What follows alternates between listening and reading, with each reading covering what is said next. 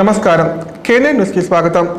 June 9న నిర్వహిస్తున్న group 1 పరీక్షలను Telangana public service commission ఆదేశాలను అనుసరిస్తూ పకడ్బందీగా నిర్వహించాలని కలెక్టర్ జితేష్ వి పాటిల్ అధికారులను ఆదేశించారు. పరీక్షా కేంద్రాల వద్ద 144 సెక్షన్ అమలు చేస్తూ జిరాక్స్ సెంటర్లు మూసివేయాలన్నారు. పరీక్ష ముగిసేంత వరకు అభ్యర్థులను బయటకు పంపరాదని స్పష్టం చేశారు. కామారెడ్డి జిల్లా కలెక్టర్ కార్యాలయంలోని మినీ కాన్ఫరెన్స్ హాల్లో గ్రూప్ 1 ప్రిలిమినరీ పరీక్ష నిర్వహణ ఏర్పాట్లపై ఎస్పీ సింధు శర్మతో కలిసి కలెక్టర్ జితేష్ వి పాటిల్ సమావేశం నిర్వహించారు. సందర్భంగా వారు మాట్లాడుతూ జిల్లాలో 4797 మంది అభ్యర్థులు 12 కేంద్రాల్లో పరీక్షలు రాయనున్నారని చెప్పారు.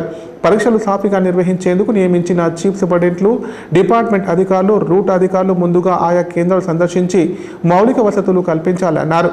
ప్రహారీ గోడ లేని కేంద్రాల్లో తగు బందోబస్తు ఉండేలా చూడాలన్నారు. కేంద్రం పరిసర ప్రాంతాలను శుభ్రం చేయాలని, నిరంతరాయంగా విద్యుత్ సరఫరా ఉండేలా చూడాలని సూచించారు.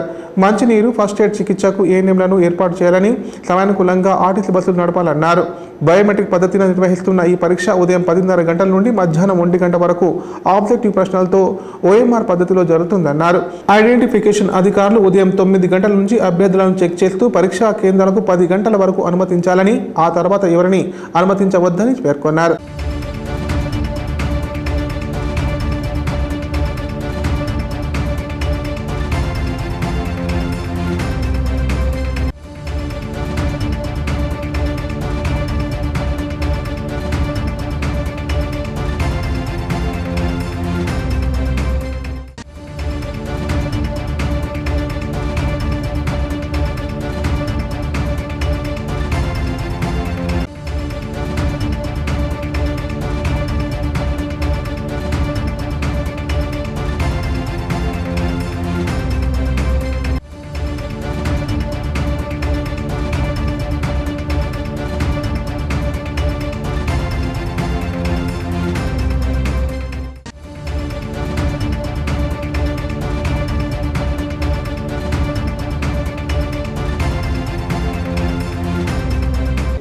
కామారెడ్డి జిల్లాలో దొంగలు హల్చల్ చేస్తున్నారు.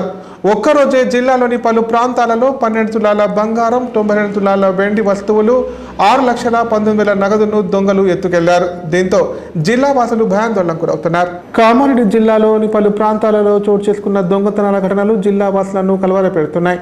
లింగంపేట మండలం అయ్యపల్లి గ్రామానికి చెందిన దేవయ్య కుటుంబ సభ్యులు బంధువుల వేడుకల్లో పాల్గొనేందుకు వెళ్లగా దొండగోలు ఇంటి పైకప్పులోని ఇనుప చువ్వలను తొలగించి ఇంట్లోకి ప్రవేశించారు. బీర్వాను గడ్డపారతో పగలగొట్టి బీర్వాలోని 5 తులాల బంగారం, 70 తులాల వెండి వస్తువులను, 50,000 నగదును దుండగులు ఎత్తుకెళ్లారు. అదేవిధంగా పేట్లంలోని మధ్యల చెరువు గ్రామానికి చెందిన బైరి సాయిగౌడ్ ఇంటిలోని బీరువా తాళాలు పగలగొట్టి బీరువాలోంచి 4,17,000 నగదు, 6 తులాల బంగారం, 22 తులాల వెండి పట్టీలను దుండగులు ఎత్తుకెళ్లారు. అలాగే మధ్యల చెరువు గ్రామానికి చెందిన నాగవ ఇంటి తాళాలు పగలగొట్టి బీరువాలో ఉన్న 86,000 నగదు, ఇదే గ్రామానికి చెందిన పాప ఇంటి తాళాలు పగలగొట్టి 60,800 నగదును దుండగులు ఎత్తుకెళ్లారు. నసరుల్లాబాద్ మండలం నెమిలి గ్రామానికి చెందిన దర్జీ రమేష్ ఇంటి తాళాలు పగలగొట్టి బీరువా లాకర్ను ధ్వంసం చేసి 1 తులం బంగారం, 5,000 నగదును ఎత్తుకెళ్లారు. దీంతో బాధితులు పోలీసులకు ఫిర్యాదు చేశారు. బాధితుల ఫిర్యాదు మేరకు పోలీసులు కేసు నమోదు చేసుకుని క్లూస్ టీమ్, సీసీ కెమెరాల ఆధారంగా దర్యాప్తు చేపట్టారు.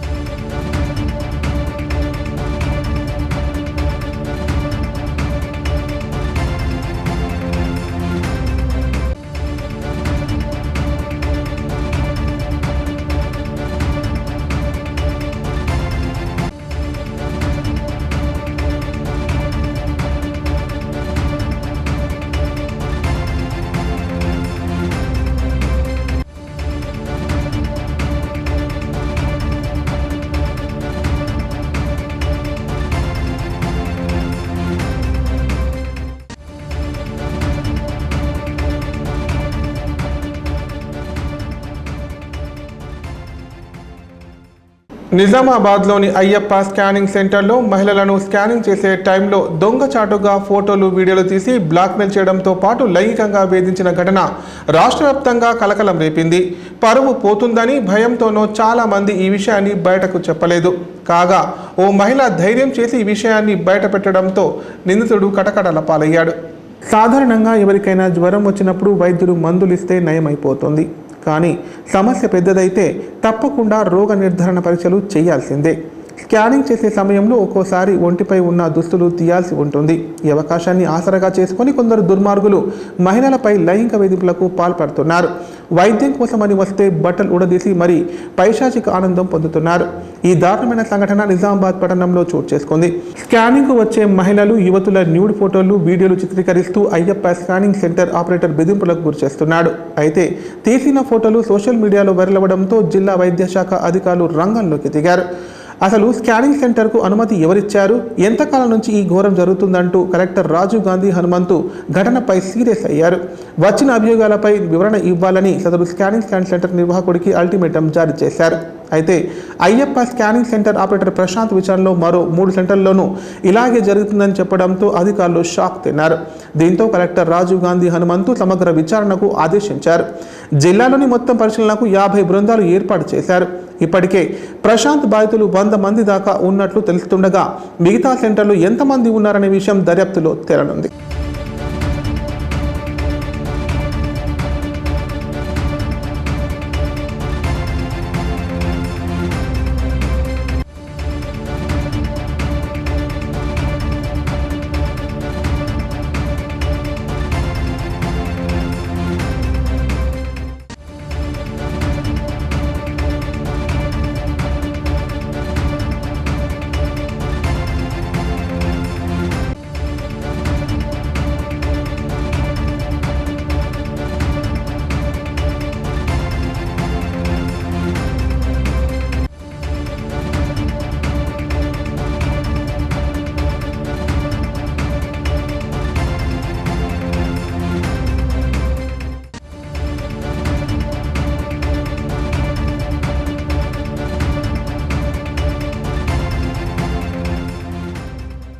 ప్రస్తుత విద్యా సంవత్సరంలో బడిఈడు పిల్లలను పాఠశాలలో చేర్పించేందుకు జూన్ 3 నుంచి 11 వరకు ప్రభుత్వం ప్రతిష్టాత్మకంగా బడిబాట నిర్వహిస్తోందని కలెక్టర్ జితేష్ వి పాటిల్ అన్నారు. ఉద్యోగులు, ప్రజలందరూ భాగస్వాములై బడిబాట కార్యక్రమాన్ని విజయవంతం చేయాలని పిలుపునిచ్చారు. కామారెడ్డి కలెక్టరేట్లోని మినీ కాన్ఫరెన్స్ హాల్లో ఏర్పాటు చేసిన సమావేశంలో జూన్ 3 నుంచి 11 వరకు చేపట్టనున్న బడిబాట, అనంతరం జూన్ 12 నుంచి 19 వరకు రోజువారీ చేపట్టనున్న కార్యక్రమాలపై ప్రభుత్వం ఇచ్చిన మార్గదర్శకాలపై కలెక్టర్ జితేష్ వి పాటిల్ అధికారులకు దిశానిర్దేశం చేశారు. సందర్భంగా ఆయన మాట్లాడుతూ జూన్ 3 నుంచి 11 వరకు చేపట్టనున్న బడిబాట కార్యక్రమాల్లో ఉపాధ్యాయులు, అంగన్వాడీ టీచర్లు, తహసీల్దార్లు, ఎంపీపీలు, ఎంపీఓలు, హాస్టల్ వెల్ఫేర్ అధికారులతో పాటు ప్రజాప్రతినిధులు, స్వయం సహాయక సంఘాలు, విలేజ్ ఆర్గనైజేషన్లు, పూర్వ విద్యార్థులు, తల్లిదండ్రులను భాగస్వాములను చేయాలని చెప్పారు.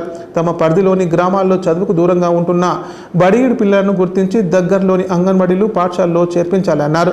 ప్రధానంగా ప్రైవేట్ పాఠశాలలు, ప్రభుత్వ పాఠశాలలో ఉన్న వ్యత్యాసం, ఖర్చు చెప్పి ప్రభుత్వ పాఠశాలలే ఉత్తమమని తల్లిదండ్రులలో నమ్మకం కలిగించాలన్నారు.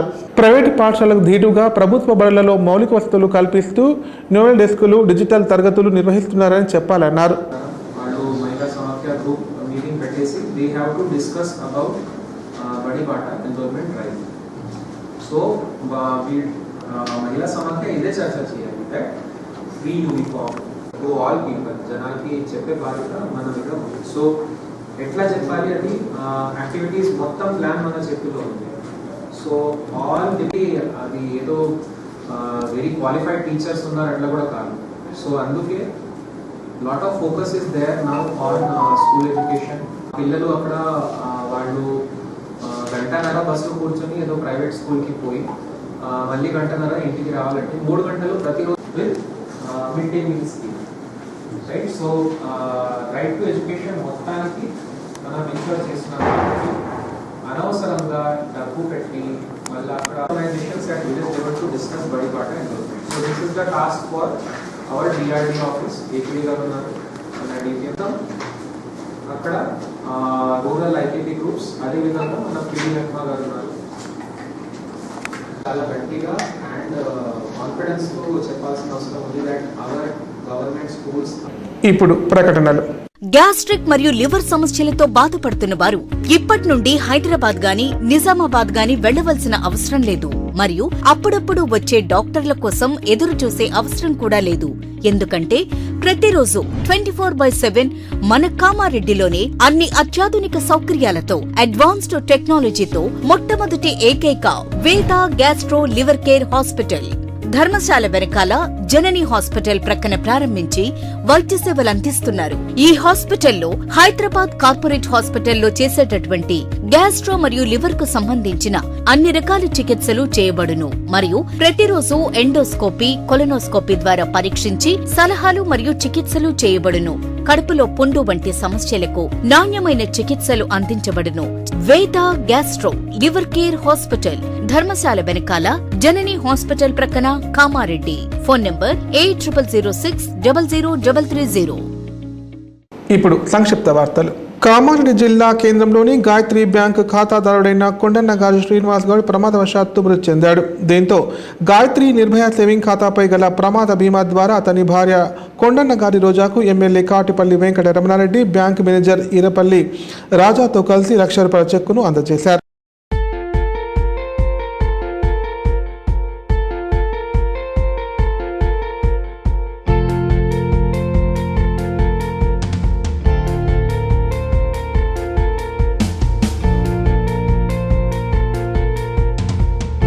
కామారెడ్డి మున్సిపల్ పరిధిలోని 22వ వార్డు ఇంద్రనగర్, రాజీవ్ నగర్ కాలనీలో గల డబుల్ బెడ్రూమ్లలో త్రాగడానికి నీరు రావడం లేదని, నీళ్లు లేక చాలా ఇబ్బందులు గురవుతున్నామని డబుల్ బెడ్రూమ్ లబ్ధిదారులు ఆవేదన వ్యక్తం చేశారు. ఇక్కడ 300 డబుల్ బెడ్రూమ్లు ఉన్నాయని, డబుల్ బెడ్రూమ్లలో గత 7 నెలలుగా నివాసం ఉంటున్నామన్నారు. ఇక్కడ త్రాగడానికి నీళ్లు రావడం లేదని ఆవేదన వ్యక్తం చేశారు.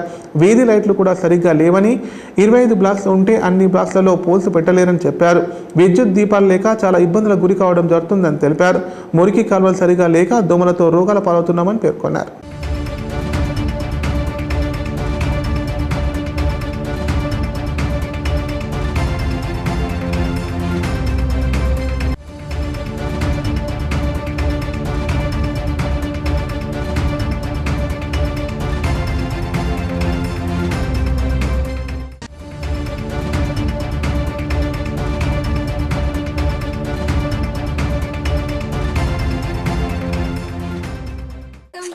राजा कॉलोनी में हम रह रहे डबल बेडरूम में, बहुत तकलीफ हो रही पानी की। हम कैसा रहना, धूप में मर जा रहे, या हाथ में हो रहा, घुटना दर्द है, मेहरबानी करो।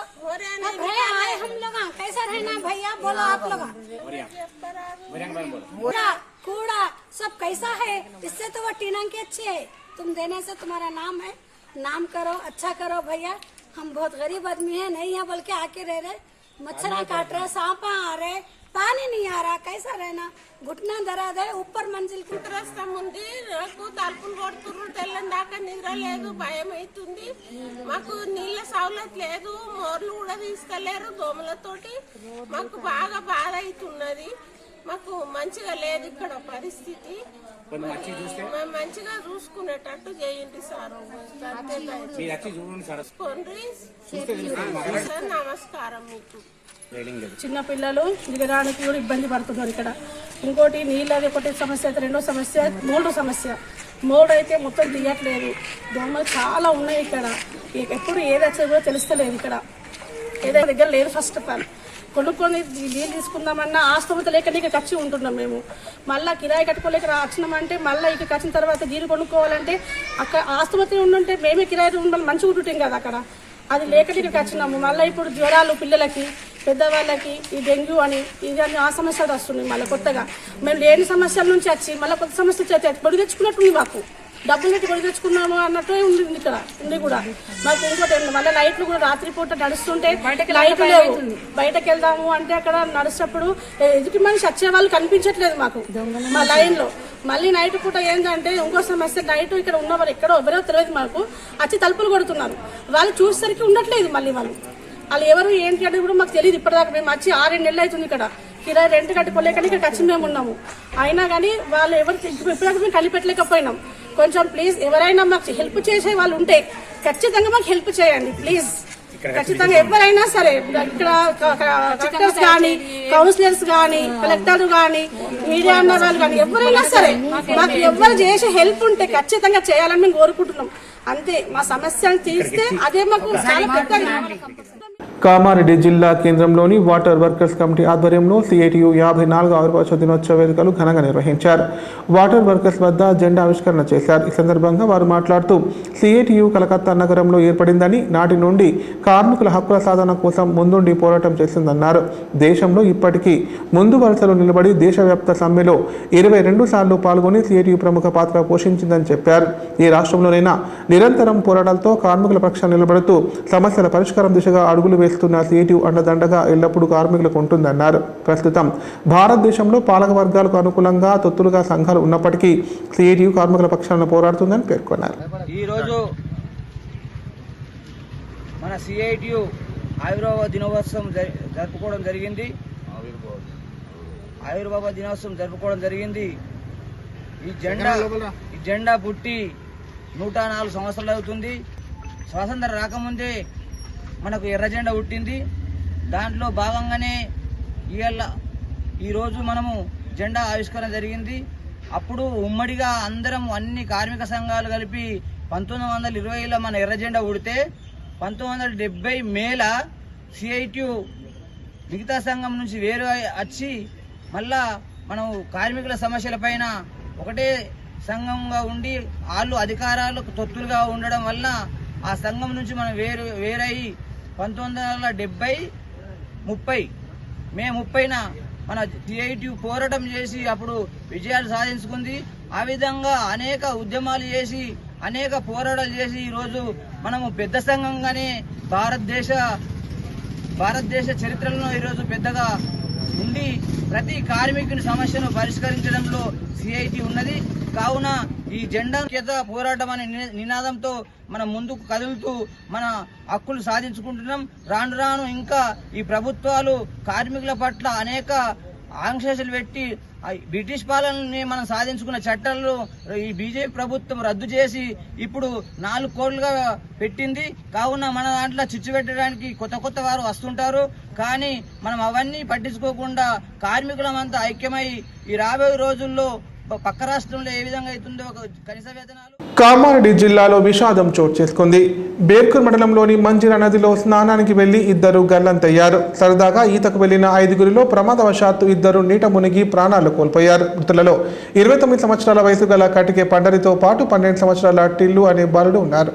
బేర్కూర్ మండలం మంజిరా నదిలో స్నానానికి వెళ్లిన 2 గల్లంతైన ఘటన బుధవారం కలకలం రేపింది. పోలీసులు స్థానికుల కథనం ప్రకారం బేర్కూర్కు చెందిన 5 వ్యక్తులు స్నానానికి వెళ్లారు. వీరిలో 30 సంవత్సరాల వయసు గల కటికే పండరి, 12 సంవత్సరాల టిల్లు గల్లంతయ్యారు.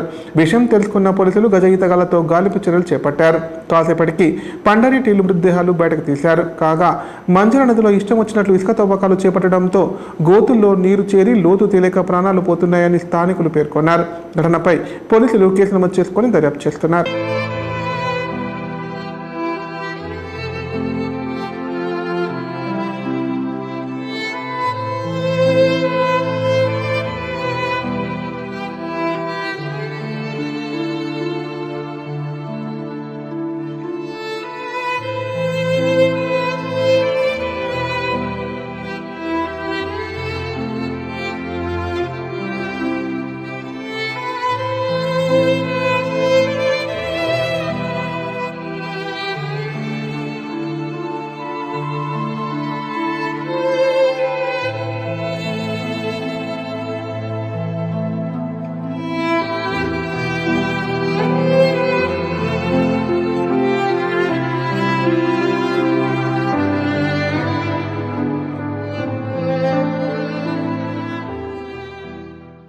వార్తలు ఇంతటితో సమాప్తం. తిరిగి ప్రసారమయ్యే వార్తలు మళ్ళీ కలుద్దాం. అంతవరకు నమస్కారం. చూస్తూనే ఉండండి K9 ప్రతిక్షణం ప్రజాపక్షం.